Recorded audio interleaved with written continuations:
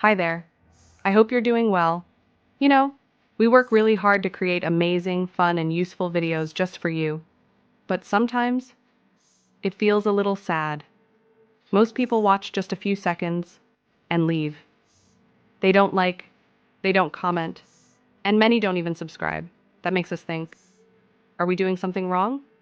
Or maybe we need to change something? So from today, we're bringing you a new style.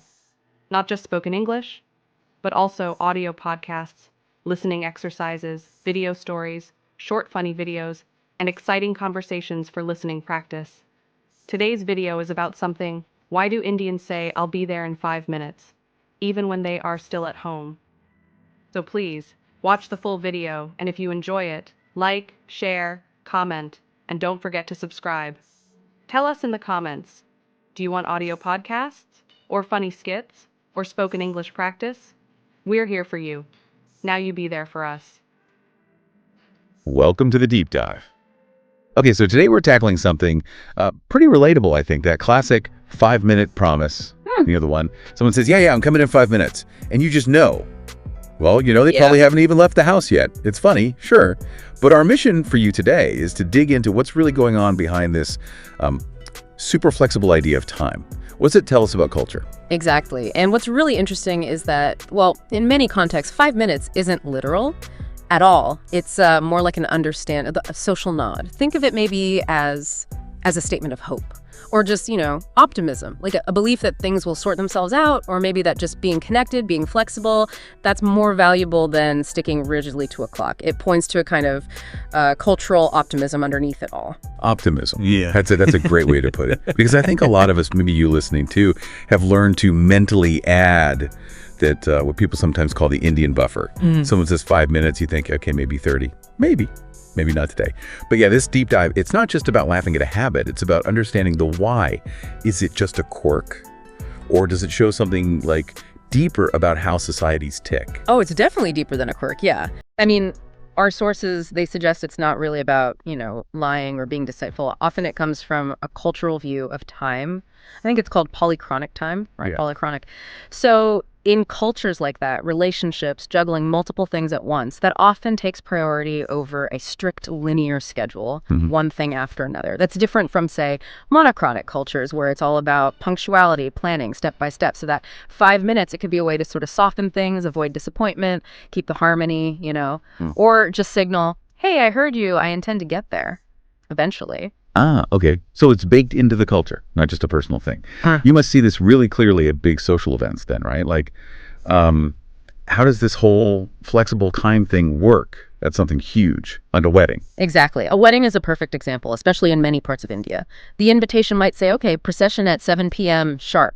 But everyone, guests, hosts, they have this sort of unspoken agreement that realistically things won't really get going until maybe 9 p.m. Dinner, probably 11. Dancing, way after midnight. The time on the card is more like a suggestion, a starting point for gathering, not a hard deadline. And the funny thing is, even when we know others will be late, we still find ourselves, rushing around, maybe still in a towel, shouting, coming in 5 minutes! It's almost like a performance of intending to be on time. Yeah. Guilty. Absolutely guilty as charged every single time. But okay, while weddings and parties can kind of absorb this stretchable time, what about the modern workplace? Rigid deadlines, meetings. What happens when that 5-minute promise hits the office? Does it cause problems or do people just find workarounds? Oh, it definitely can cause friction. Yeah, especially when you have those monochronic and polychronic expectations clashing in the same office, saying just 5 minutes to your boss before an 11 a.m. meeting when you're actually still making tea or just booting up your laptop. And that's where you get those classic excuses, right? The modern ones. Oh, network issues. Sorry, I was on mute. My Zoom crashed. Sometimes, sure, it's genuine, but other times it's just that ingrained habit of finishing the current thing, or maybe prioritizing a quick chat over watching the clock, or maybe a genuine optimistic belief you can catch up somehow. Companies that operate in these environments, they often learn to adapt. They build in buffer time, maybe understand that the official start time is more of a, let's say, gathering window. Right, practical adaptation. Yeah. Okay, so given this is so ingrained, this cultural habit, What are some actual strategies for us, or just new ways to think about time that might help bridge this gap? Is there even a fix, or should we just like officially call it something? Well, there's that humorous suggestion, renaming IST, Indian Standard Time, to Indian Stretchable Time. It definitely has a ring to it, captures the feeling. A more direct approach, maybe saying, okay, I'll be there in exactly 23 minutes, depending on traffic. But that feels, well, it feels less socially smooth, doesn't it? It runs counter to that preference for flexibility. But what's really crucial, I think, is understanding that this flexibility within the culture itself can actually reduce stress. That might sound counterintuitive, but it prioritizes people, relationships, the natural flow of things over being ruled by the clock. It can create a different kind of social glue. Wow, okay. That is surprising. That the very thing causing frustration for an outsider might actually be a stress reliever internally. Yeah. And this whole unique relationship with time, it's often talked about with India, but it's not totally unique on the world stage, is it? Are there other places with similar sort of flexible schedules? Oh, absolutely not unique. And that's fascinating, right? How different cultures mold time. Many places have their own versions. Think about Spain, for example. The word mañana, literally it means tomorrow, but in practice, ask someone to do something mañana, and it often means sometime in the future, not necessarily the next day, maybe just not right now.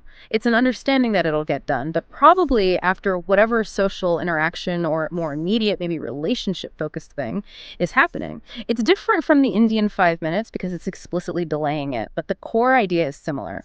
Human stuff, life's flow, can sometimes trump the strict ticking clock. It really shows how cultures shape time around their own rhythms, not just the other way around. That's really insightful, yeah. Understanding that time isn't this fixed, universal thing, but something fluid, shaped by what a culture values deep down. So, okay, let's bring it back to the listener. If you hear that 5-minute promise now, knowing all this, what's the smart way to handle it? How do you manage your own time and expectations? A practical application. I like it. Well, based on everything we've discussed today, I think maybe the best advice is slightly tongue-in-cheek, but maybe practical. If someone tells you 5 minutes, maybe just take a quick nap, charge your phone, make a cup of tea, and then check it back in. You've hopefully gained a bit of insight into how differently time can work. Now, maybe think about your own day. Where are you strictly monochronic? And where, maybe without even realizing it, do you lean a bit more polychronic? Something to think about. Thanks for diving deep with us today. Until next time, just remember, some minutes stretch more than others.